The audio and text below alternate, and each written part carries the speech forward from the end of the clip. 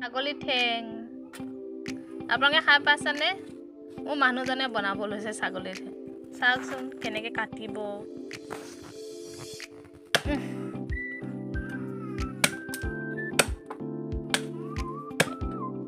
সৰু সৰুকৈ পিচ কৰিব লৈছে।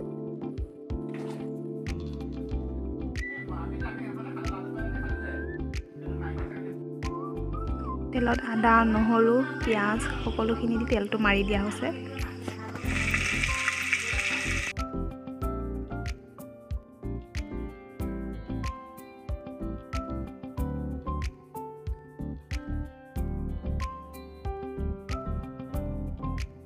এতিয়া জিৰা, মিট মছলা, গৰম মছলা, হালধি, নিমখ সকলোবিলাক ইয়াতে দিয়া হৈছে।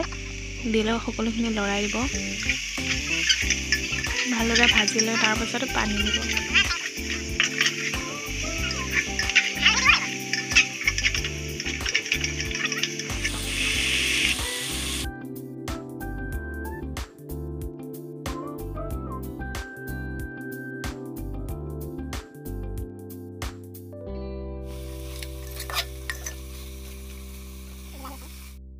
বিলাহী এটা কাটি দিয়া দি দিছে।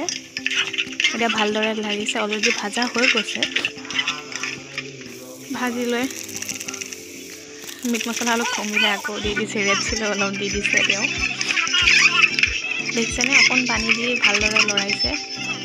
তাৰপিছত ভালকৈ পানীখিনি দি দিলে এতিয়া কুকাৰটো চিটি মাৰি দিব। চিটি মাৰি দিলে 5টা। তাৰপিছত এতিয়া হৈ গৈছে। দেখিছেনে কিমান ধুনীয়া চুপ হৈছে।